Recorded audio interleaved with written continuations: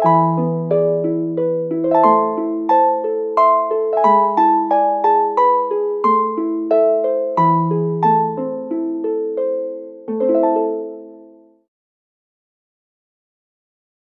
लोग के पास जो सेक्शंस अभी बचे हुए हैं, basically section 35AD, 44AA, 44AB,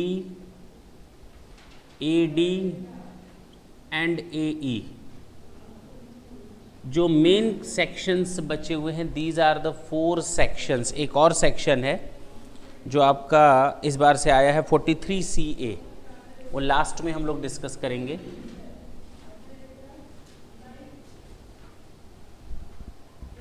अभी जो हम सेक्शन से डिस्कस करने जा रहे हैं, न तो ये और न ये 4 सेक्शंस हमारे एक साथ चलेंगे। क्या होंगे? क्लियर? और चारों सेक्शंस को एक साथ हम समझने की कोशिश भी करेंगे कि 4 सेक्शंस हैं क्या।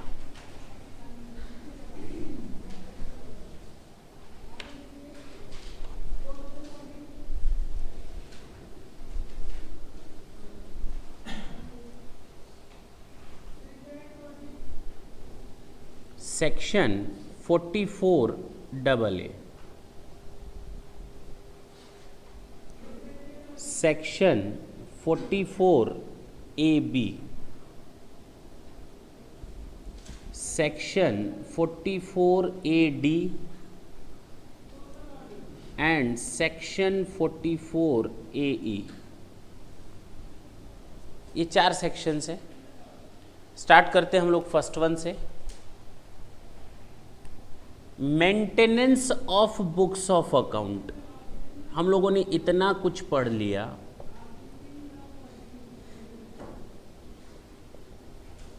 लेकिन अगर हमसे पूछा जाए इतना कुछ पढ़ने के बाद, that we are just talking about the business profits और losses, then it should be determined according to the books of accounts of the SSC. Otherwise it would be a impossible task to calculate the income or loss of the particular person or SSC. तो SSCs के ऊपर एक obligation डाला गया है इस section में कि you are required to maintain, compulsorily required to maintain your books of account. अब हमको ये देखना है कि वो कौन से केसेस हैं जहां पर हमको कंपल्सरीली बुक्स ऑफ अकाउंट्स को मेंटेन करना है। स्टार्ट करते हैं। सेक्शन 44AA आपके असाइनमेंट में दिया हुआ है।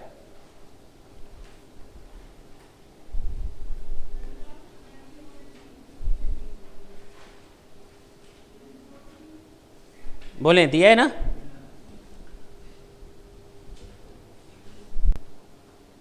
जरा ढंग से देखेंगे। किसी भी एसएससी को books of account compulsorily maintain करना है अगर वो इन 3 कंडीशंस में से किसी एक कंडीशन में फॉल करता है तो। ठीक, वो 3 कंडीशंस क्या है?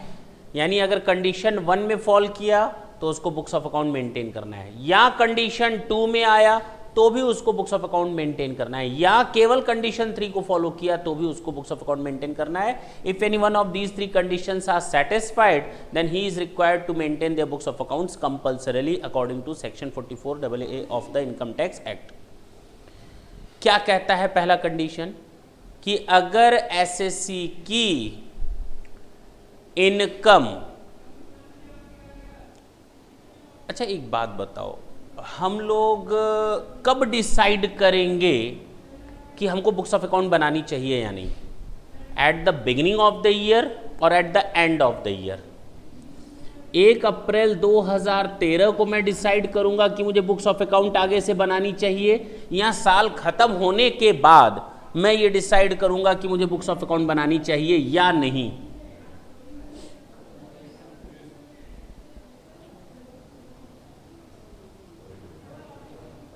साल खत्म होने के ना, साल शुरू होने पर 1 अप्रैल को ही हमें ये डिसाइड कर लेना है कि मुझे बुक्स ऑफ अकाउंट आगे बनानी है या नहीं। अब मैं प्रीवियस ईयर 13-14 असेसमेंट ईयर 14-15 की बात कर रहा हूं। अगर assessment year 14-15 then I have to take decision that whether I am responsible, I am under an obligation to maintain my books of account और not. Now for that purposes अगर मैं 1 April 2013 को डिसाइड कर रहा हूं तो मेरा decision पिछले के सालों पर डिपेंड करेगा कि मुझे यहां पर बुक्स ऑफ अकाउंट मेंटेन करनी है या नहीं। 1 अप्रैल को मैंने डिसीजन लिया। क्यों लिया डिसीजन 1 अप्रैल को? क्योंकि हम लोग शुरू से पढ़ते हैं कि अकाउंट सिंक्रोनाइज्ड मैनर में बनता है, डेट वाइज ट्रांजैक्शंस होते हैं। जैसे ही ट्रांजैक्शन हो बुक्स ऑफ अकाउंट में एंट्री करो, जैसे ही ट्रांजैक्शन हो उसकी एंट्री बुक्स ऑफ अकाउंट में करो। यही तो हम लोगों ने पढ़ा है, यही तो पढ़ा है। अब साल खत्म होने का इंतजार करेंगे, उसके बाद देखेंगे अच्छा सेल इतनी है, बुक्स ऑफ अकाउंट मेंटेन करना था, अच्छा रिक्शे को भाड़ा कितना दिया था, अच्छा खाना कितने का खाया था, अच्छा घूमने कितने के गए थे, क्या याद रहेगा सब कुछ? फायदा क्या? हमको 1 अप्रैल को ही डिसाइड करना होगा कि हमको बुक्स ऑफ अकाउंट प्रिपेयर करनी है या नहीं। और इसका डिसीजन लेने के लिए हमें पिछले 3 सालों पर जाना पड़ेगा। कौन कौन से? ये तो 13-14 है, previous year 12-13, previous year 11-12 and previous year 10-11। जिस साल के लिए डिसीजन लेना हो उसके पिछले 3 सालों पर चले जाओ। हम तो फिलहाल अपने असेसमेंट ईयर यानी प्रीवियस ईयर की बात करेंगे। हम प्रीवियस ईयर 13-14 में इस समय काम कर रहे हैं। क्या 1 अप्रैल 2013 को एसएससी को नहीं सोचना चाहिए था क्या कि उसको बुक्स ऑफ अकाउंट मेंटेन करनी है या नहीं? जरा देखो, पहला ढंग से देखना, इन 3 सालों में किसी भी एक साल में, इन 3 ईयर्स में से किसी भी एक ईयर में, मैं एवरेज की बात नहीं कर रहा, मैं तीनों को जोड़ने की बात नहीं कर रहा, मैं किसी भी एक साल की बात कर रहा हूं। इन 3 प्रीवियस ईयर्स में किसी भी प्रीवियस ईयर में अगर एसएससी की इनकम 1,50,000 से अधिक है तो उसको books of account compulsorily maintain करना पड़ेगा। जरा देखें, ये आपकी कंडीशन नंबर 1 है।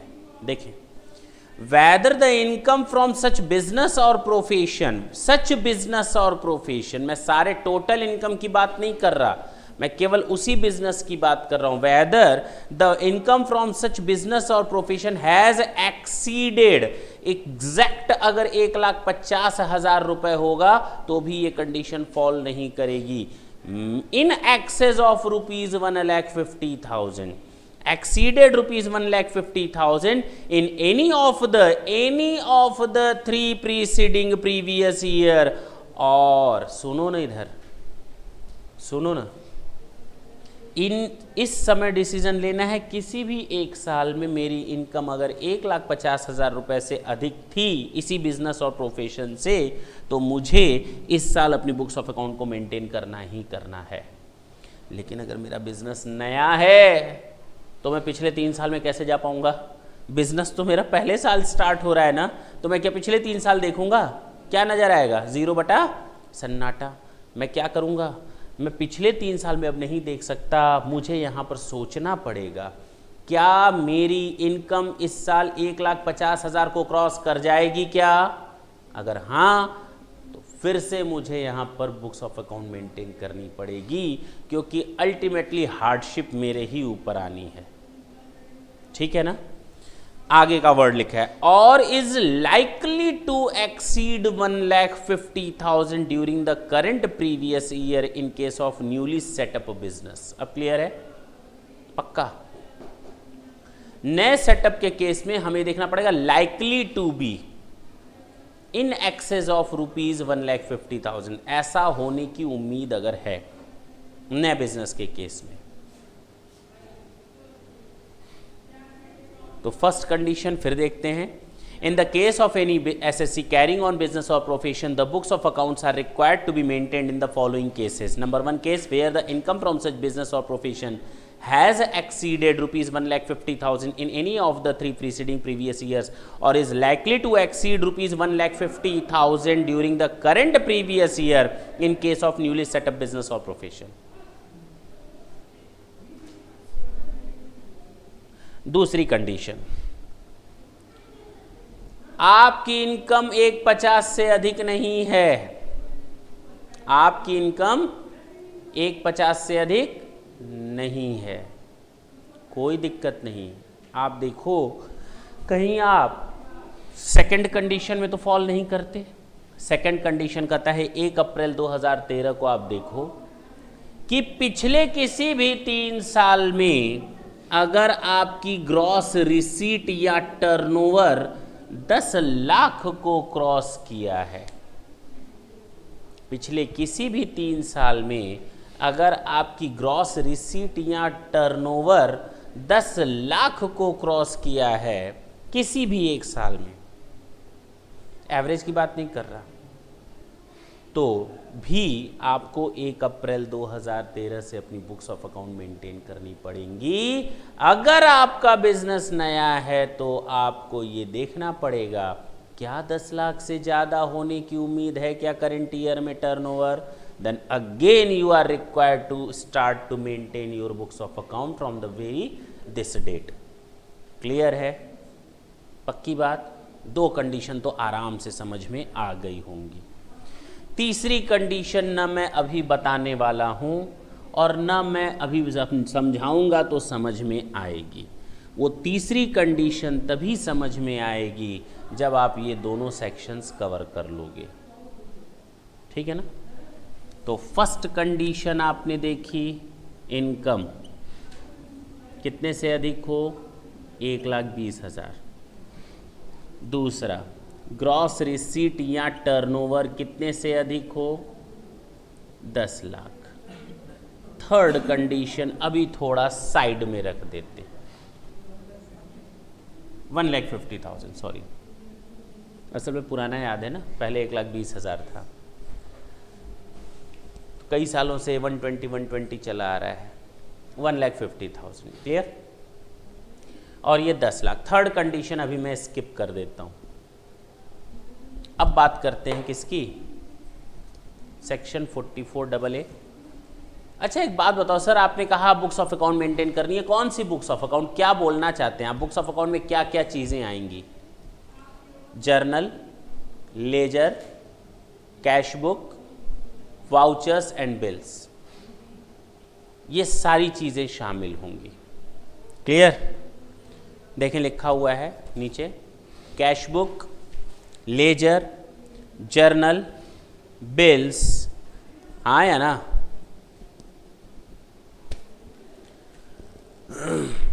That's it. एक इंपॉर्टेंट पॉइंट है लास्ट में, place and period of maintenance, कहाँ हम इसको मेंटेन करेंगे और कितने सालों तक मेंटेन करेंगे।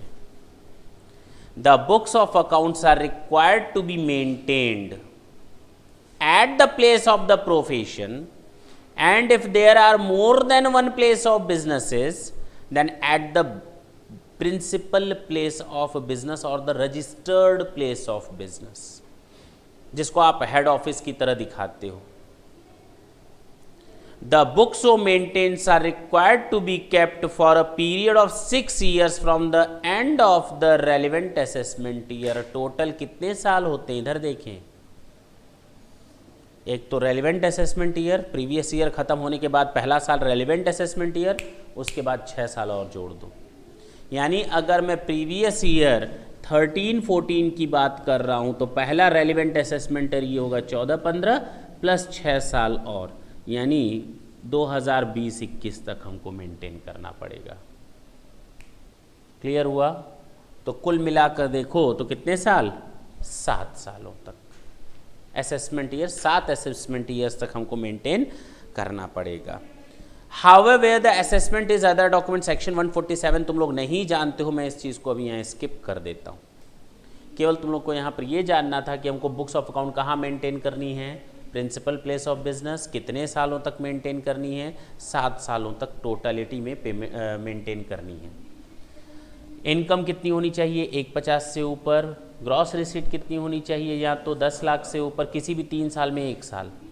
और लास्ट कंडीशन अभी मैंने छोड़ दी है, पहले हम लोग बाकी 3 सेक्शंस देख लेते हैं, अपने आप समझ में आएगा। तुम लोग खुद बताओगे सर ये तीसरी कंडीशन यहाँ रख दीजिए, ठीक। सेक्शन 44A(b) की बात करते हैं, जिसको हम लोग जानते हैं टैक्स ऑडिट के नाम से।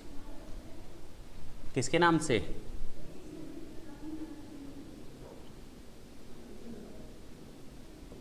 जब तुम लोग भी आर्टिकलशिप ट्रेनिंग करने जाओगे तो सबसे पहले मुलाकात इसी चीज से होती है, टैक्स ऑडिट।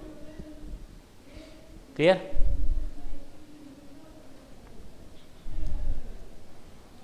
कोई भी एसएससी जिसकी सेल्स या टर्नओवर 100 लाख से ऊपर हो, कितने? 100 लाख से, उसको टैक्स ऑडिट कराना ही कराना है।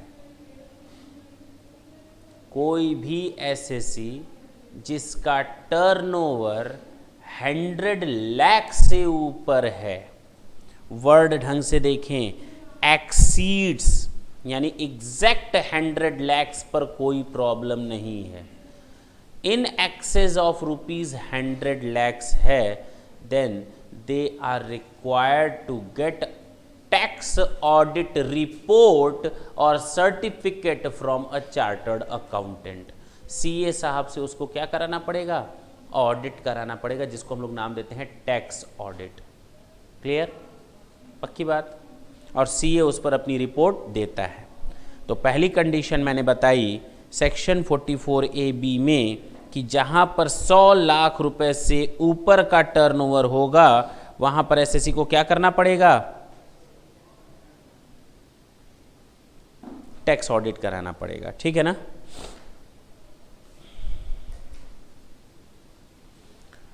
और अगर हम प्रोफेशन की बात करें, किसकी बात करें? प्रोफेशन, बिजनेस की बात ना करें, किसकी बात करें? प्रोफेशन की बात करें। ये तो था बिजनेस, माल को खरीदना, बेचना, ट्रांसफर करना, ये सारी चीज़ें। लेकिन अगर मैं बात करूं प्रोफेशन की, तो उस केस में अगर प्रोफेशनल पर्सन की ग्रॉस रिसीट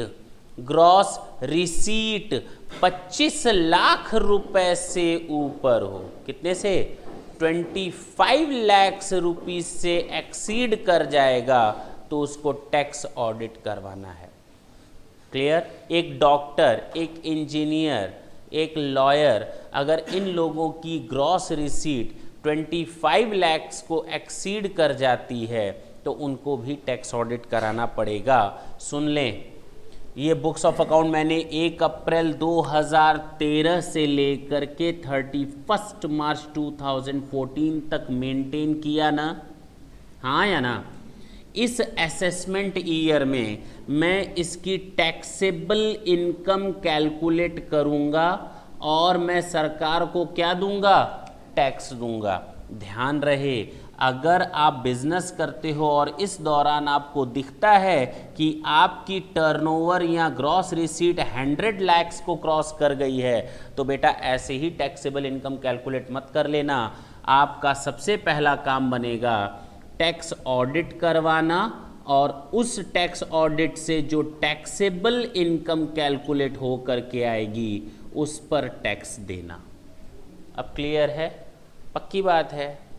अगर आप प्रोफेशन में हो तो 25 लाख रुपए की अगर ग्रॉस रिसीट यहाँ हुई है, तो पहले आप टैक्स ऑडिट रिपोर्ट लो सीए साहब से, उसके बाद उस इनकम पर क्या दो? टैक्स का पेमेंट करो। मेरे हिसाब से समझ में तो आया होगा।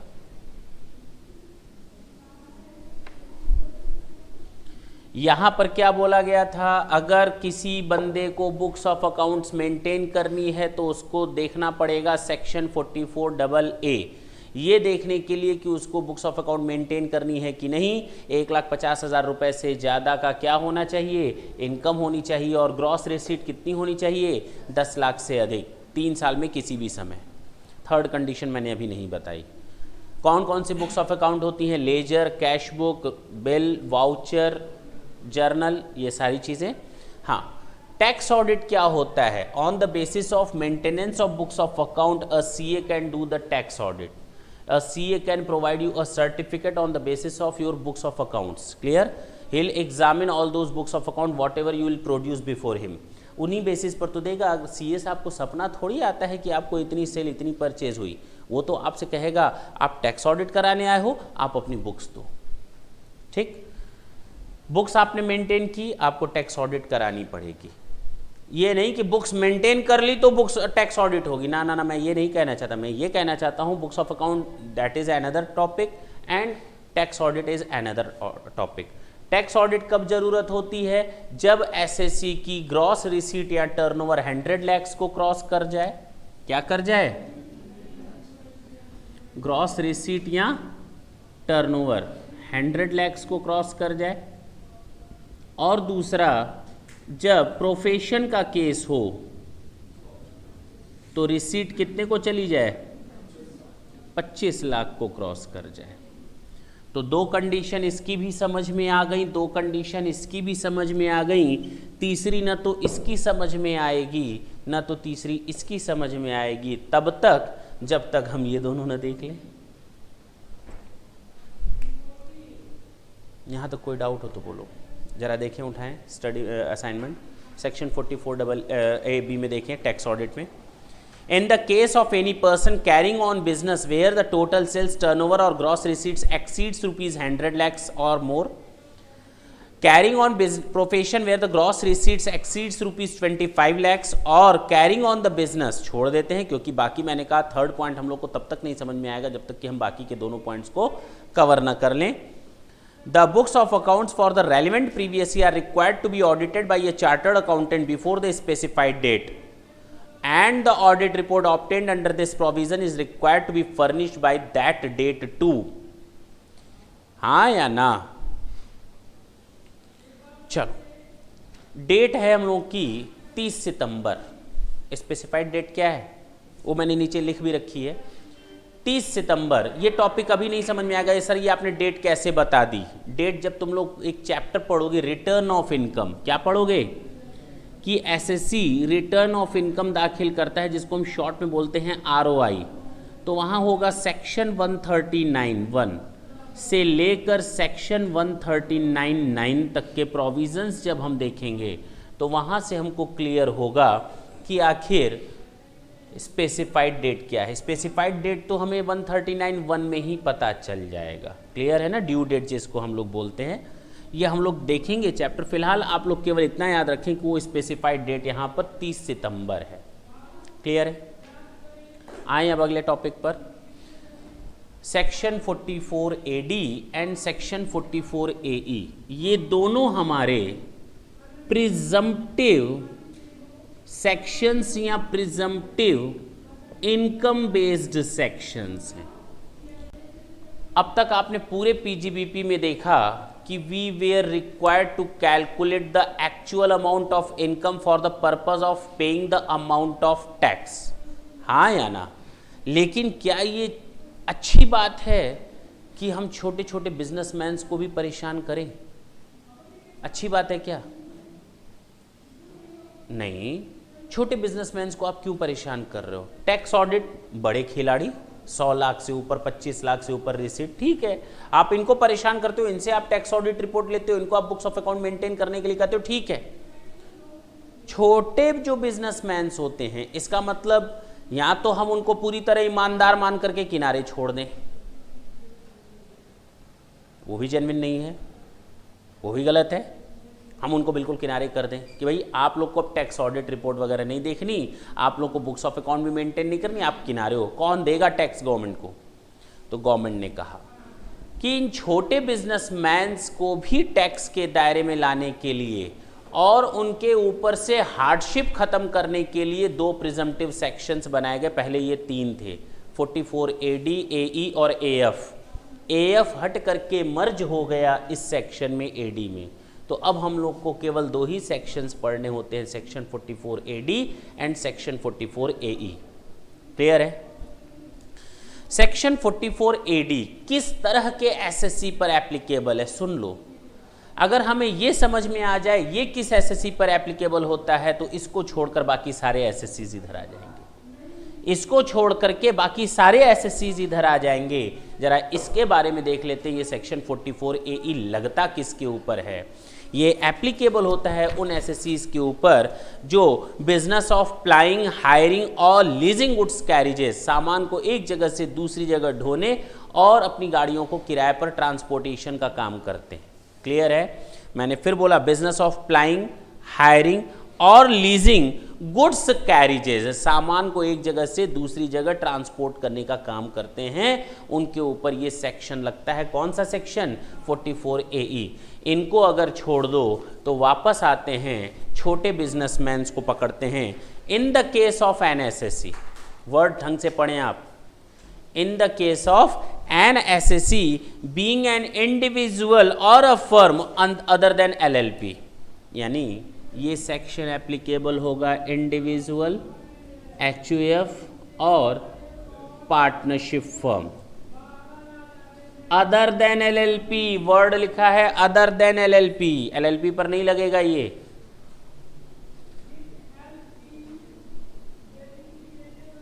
LLP का मतलब होता है लिमिटेड लाइबिलिटी पार्टनरशिप, ऐसी पार्टनरशिप फर्म जिसके में हम लोगों ने अब कंपनी के भी फीचर्स जोड़ दिए, कॉरपोरेट के भी फीचर्स जोड़ दिए। तो कंपनी के फीचर्स जोड़ दिए, तो जब कंपनी शामिल नहीं है तो LLP को कैसे आप शामिल करोगे? क्लियर?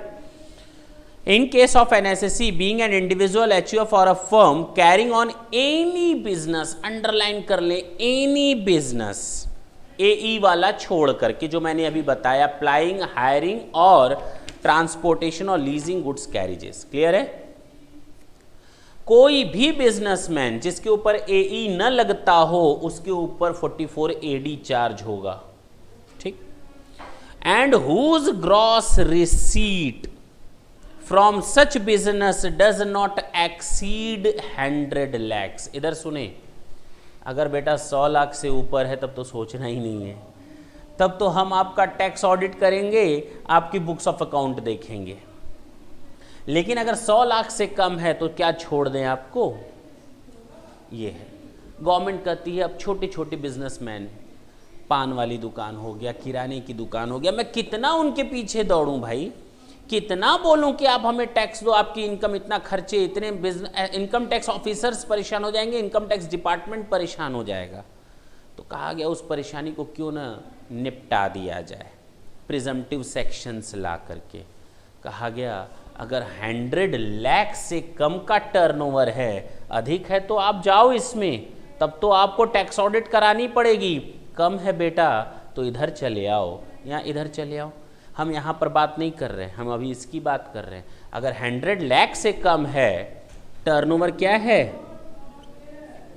100 लाख से कम है, तो इस केस में उसको सेक्शन 44AD में जाना पड़ेगा और जितना भी टर्नओवर या ग्रॉस रिसीट है, जितना भी टर्नओवर या ग्रॉस रिसीट है, तुम बोलते हो मेरा ये टर्नओवर इतना खर्चा, इतना खर्चा, इतना खर्चा, इतना खर्चा, बेटा आप कुछ मत बोलो, अब मुंह बंद रखो, तुम सीधे सीधे नेट प्रॉफिट मान लो 8%। अगर आपकी सेल है 60 लाख तो आप अपनी इनकम डिस्क्लोज करो 4,80,000। अगर आपकी सेल है 70 लाख तो आप अपनी इनकम डिस्क्लोज कर दो 5,60,000 और इस इनकम पर टैक्स कैलकुलेट कर लो।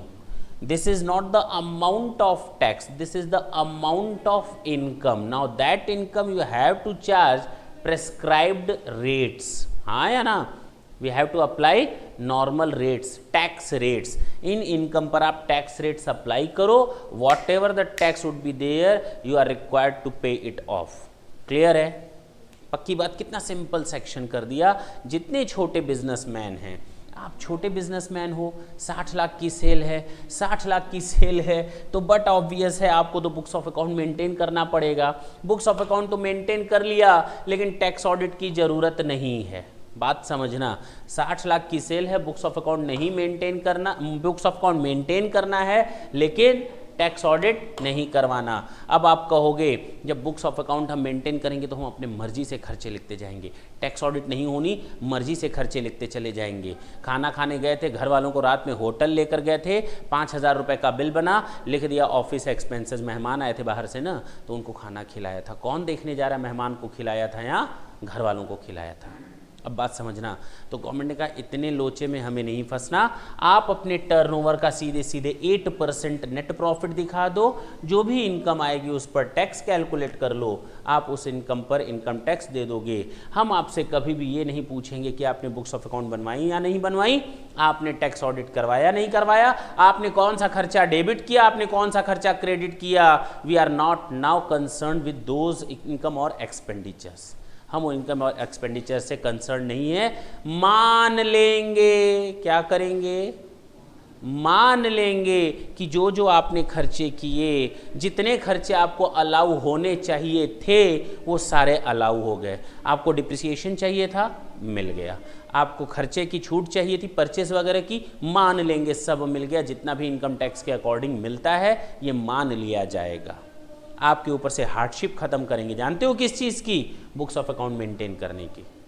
बात खत्म।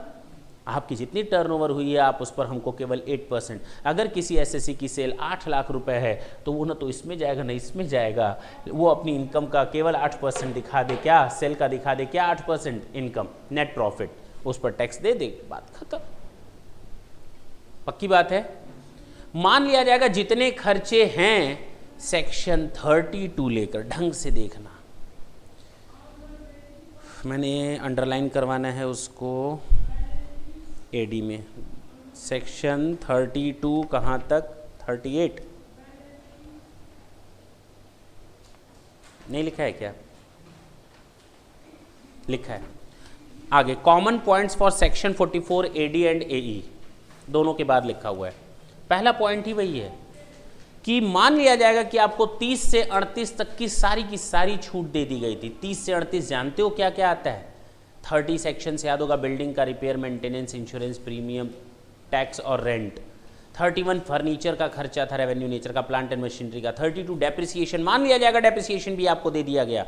33 AB tea coffee and rubber development मान लिया जाएगा। Section 33 ABA site restoration fund. Section 35 scientific research. Section 35 AD specified business. Section 35 D preliminary expenditure. Section 35 DD amalgamation पर खर्चा। Section 35 DDA VRS। Section 35 CCD सब करवाया था, याद होगा, रूरल डेवलपमेंट, एग्रीकल्चरल एक्सटेंशन वगैरह, स्पेशल प्रोजेक्ट, याद होगा। ये सारे खर्चे। 32 AC इन्वेस्टमेंट अलाउंसेस, जो नया अमेंडमेंट आया था जिसमें हम लोग नई मशीनरी खरीद रहे थे तो एक्स्ट्रा बेनिफिट मिल रहा था 15% का, याद होगा। वो सारा मान लिया जाएगा कि आपको बेनिफिट दे दिया गया। क्लियर है? 38 तक का आपको जितना बिजनेस का खर्चा और इनकम होनी चाहिए मान लिया जाएगा, वो सारे के सारे डिडक्शंस आपको मिल गए। बहुत अच्छी बात है, बहुत अच्छी बात है। बोला गया है 30 से 38 तक की छूट मिल गई, इसके बाद क्या कोई छूट नहीं मिलती है? क्या कोई सेक्शन ऐसा नहीं है जिसमें छूट मिलती हो? क्या इसके बाद कोई सेक्शन है क्या जिस पे छूट मिलती हो? याद करो, कल बताया था लेक्चर में सेक्शन 40b, पार्टनरशिप फर्म के पार्टनर्स को जो छूट मिलती है that is in accordance with section 40b।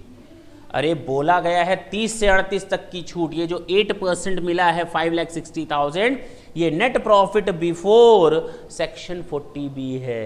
क्योंकि ये नेट प्रॉफिट कब आया है? जब 30 से 38 तक की छूट मिली है। इसका मतलब 40b की छूट इस फर्म को नहीं मिली, इस पार्टनरशिप फर्म को 40b की छूट नहीं मिली। क्या मिल जाएगी अब? हाँ, इस नेट प्रॉफिट में से 5,60,000 में से एक चीज़ अभी और घटनी बाकी है और लेस होना बाकी है। वो कौन सा सेक्शन है? Section 40b। क्योंकि हमने क्या माना था, कितना डिडक्शन मिला है? सेक्शन 30 टू सेक्शन 38, 40 तो आया ही नहीं। इसका मतलब still I am eligible to get the deduction of section 40b। Partners को जो आपको रिमनरेशन या इंटरेस्ट देना है अभी भी वो आपको मिल सकता है। किस सेक्शन में? 40b में। तो इसमें मान लेते हैं 1.5 लाख रुपए आया रिमनरेशन। अब आप दिखाओ नेट प्रॉफिट कितना? 4,10,000, इस पर टैक्स रेट्स का मल्टीप्लाई कर लो, जो आएगा that would be your amount of tax. अब क्लियर है? इतनी ही बातें थी, लेकिन क्या जरूरी है हर बिजनेस प्रॉफिट पे चले? क्या जरूरी है हर बिजनेस प्रॉफिट पे चले? गवर्नमेंट कहती है 8% प्रॉफिट मान लो। ऐसे कैसे 8% मान लें? मेरा बिजनेस तो खुद एजेंसी का है, पार्ले कंपनी का है। पार्ले कंपनी कहती है 0.25% ही हम आपको कमीशन देंगे। तो बताओ, क्या हम 8% पर टैक्स दे दें? क्या ये जेन्युइन बनता है कि हम 8% पर टैक्स दे दें? अरे मेरी मार्जिन बहुत कम होती है, नेट प्रॉफिट बहुत कम होता है, लेकिन वॉल्यूम ऑफ बिजनेस ज़्यादा होता है। ठीक है, 100 लाख से ऊपर होगा तो इधर चले जाएंगे, लेकिन अगर मुझे लगता है मेरी मार्जिन बहुत कम है और जेन्युइनली मेरा प्रॉफिट बहुत कम आता है, गवर्नमेंट ने 8% बहुत दिखा रखा है। गवर्नमेंट ये नहीं कहती कि आप 8% से कम नहीं जा सकते, मैं 7% भी शो कर सकता हूँ, 6% भी शो कर सकता हूँ, 2% भी दिखा सकता हूँ नेट प्रॉफिट, इवन 0 और माइनस पर भी जा सकता हूँ। लेकिन गवर्नमेंट कहती है हम अंधे नहीं हैं, हमको दिखाओ। क्या क्या दिखाओ और क्या करा लो तो मान लेंगे। अब बात समझ में आई? अब क्लियर हुआ? फिल इन द ब्लैंक्स हो गया कि नहीं? अगर आप गवर्नमेंट के अगेंस्ट जाते हो कि नहीं नहीं नहीं नहीं 8% नहीं है मेरा, तो इससे कम है, ज़्यादा देना चाहते हो 9% है, तुम्हारी मर्जी। अगर तुम 10% कमा रहे हो तो भी गवर्नमेंट कहती है तुम हमें 8% दो ना, हमें कोई दिक्कत नहीं है, हम तुमसे कुछ पूछने नहीं जा रहे, तुम 8% के हिसाब से दे दो। Even you are just going to earn 10%, 12%, 13%, 15%, whatever the case is, but if you are just going to claim below 8% of your income of the turnover, then in that case you are required what? Maintenance of books of account. तो क्या maintain करने से हम खुश हो जाएंगे बेटा? CA साहब से टैक्स ऑडिट ले लो, सीए साहब का काम बढ़ गया है कि नहीं? तो provisions of section 44AD and 44AE does not fulfilled। अब बात समझ में आई?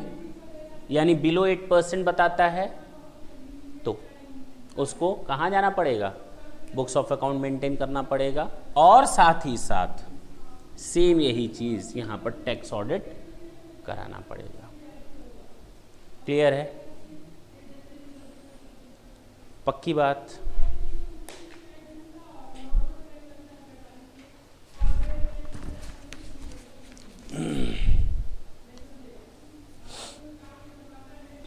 Section 44AE, business of plying, hiring और leasing goods in case of NSSE। अब देखिए ये सेक्शन किसके ऊपर लगता है? जो गुड्स ट्रांसपोर्ट एजेंसी का काम करता है।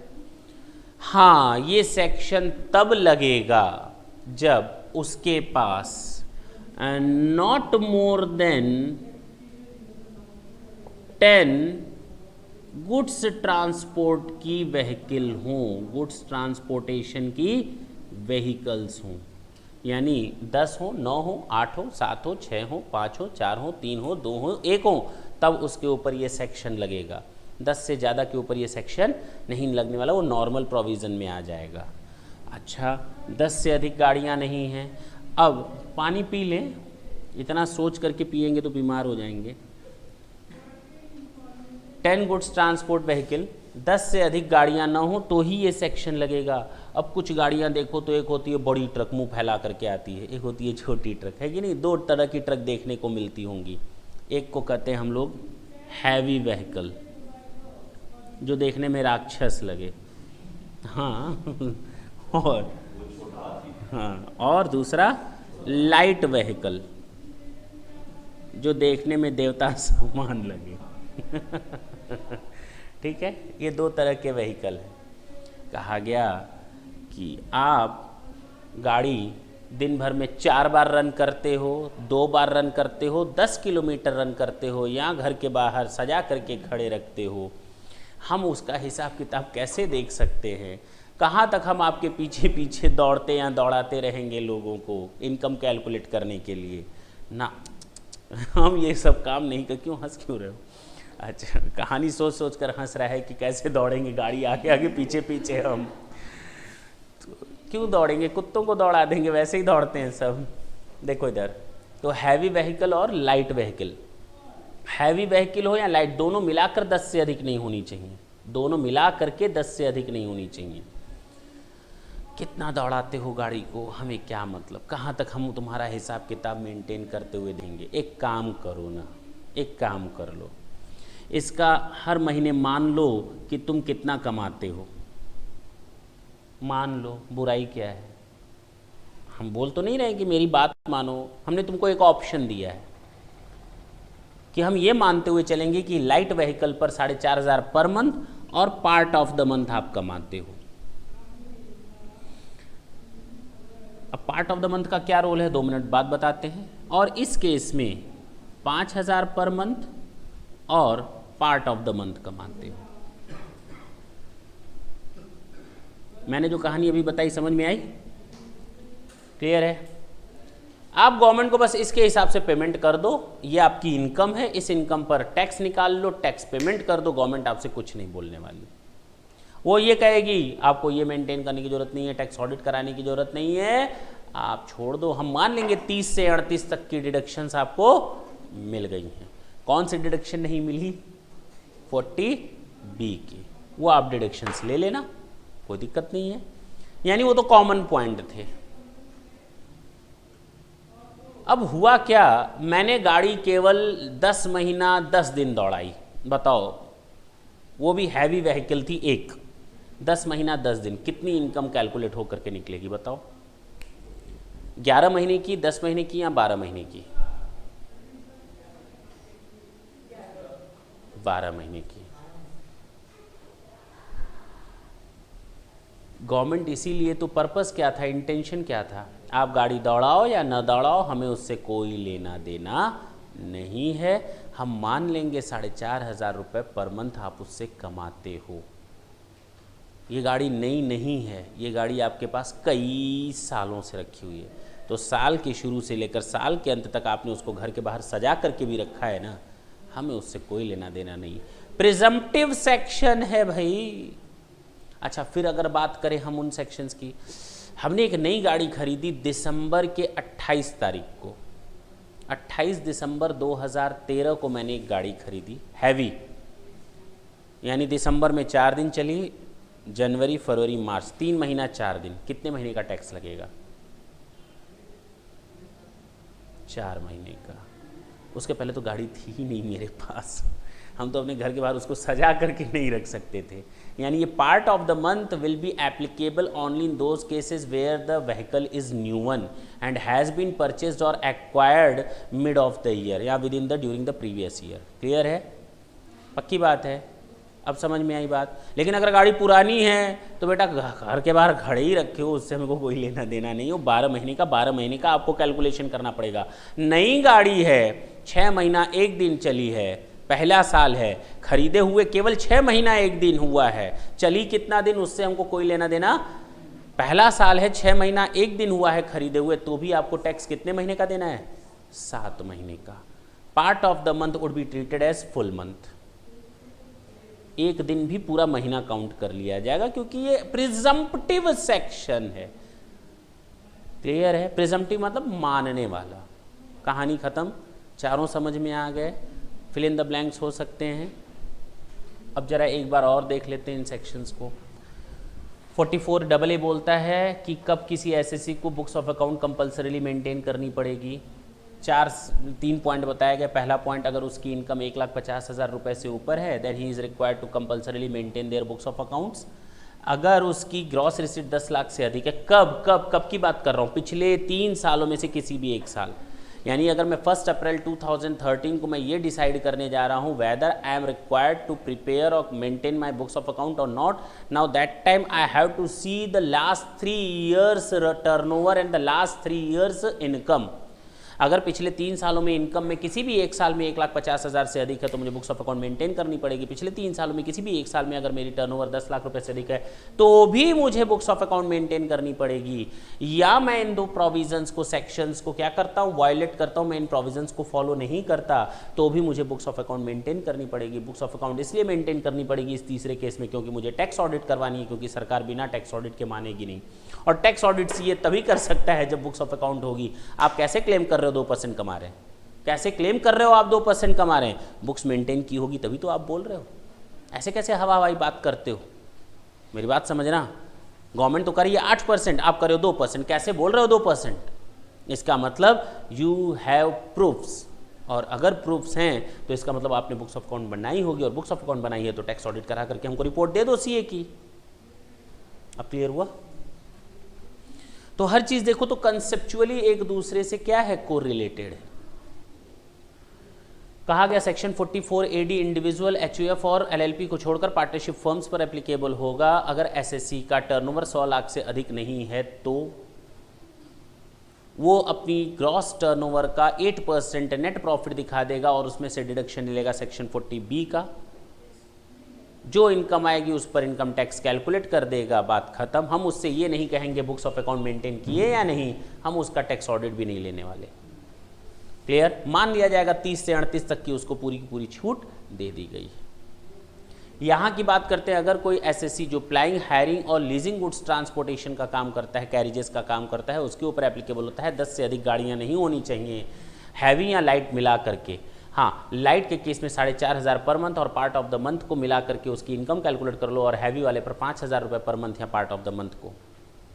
ठीक। नई गाड़ी के केस में part of the month section applicable होगा, पॉइंट एप्लीकेबल होगा। पुरानी गाड़ियों पर part of the month applicable नहीं होगा क्योंकि उस पर पूरे साल भर का टैक्स लग, इनकम कैलकुलेट कर लिया जाएगा। क्लियर हुआ? हमें नहीं लगता कहीं कोई डाउट होगा। हाँ,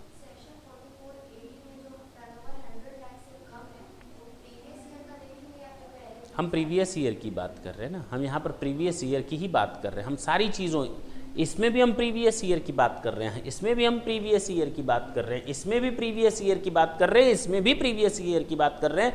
हम प्रीवियस ईयर से कहीं डगमगाए या हिले डुले नहीं हैं। हम प्रीवियस ईयर में ये देख रहे हैं क्या मुझे बुक्स ऑफ अकाउंट बनानी चाहिए। पिछले 3 साल में, एक साल में अगर 1,50,000 से अधिक है तो बुक्स ऑफ अकाउंट हाँ इस प्रीवियस ईयर में बनेंगी। पिछले 3 सालों में टर्नओवर 10 लाख से अधिक है तो हाँ इस प्रीवियस ईयर में बुक्स ऑफ अकाउंट बनेंगी। इसी प्रीवियस ईयर में, जिस प्रीवियस ईयर में मैंने बुक्स ऑफ अकाउंट बनाई है, रेलिवेंट प्रीवियस ईयर में अगर मेरा टर्नओवर 100 लाख से ऊपर है या 25 लाख रुपए से अधिक की ग्रॉस रिसीट है तो मुझे इसी साल प्रीवियस ईयर का ही टैक्स ऑडिट कराना पड़ेगा। और इसी प्रीवियस ईयर की इनकम की बात यहाँ हो रही है, उसी प्रीवियस ईयर की इनकम की बात वहाँ हो रही है। हम सारे के सारे केसेस में एक ही प्रीवियस ईयर की बात कर रहे हैं, रेलिवेंट प्रीवियस ईयर। क्लियर है? जो सब्जेक्ट मैटर है। कोई डाउट हो तो बोलें आप लोग।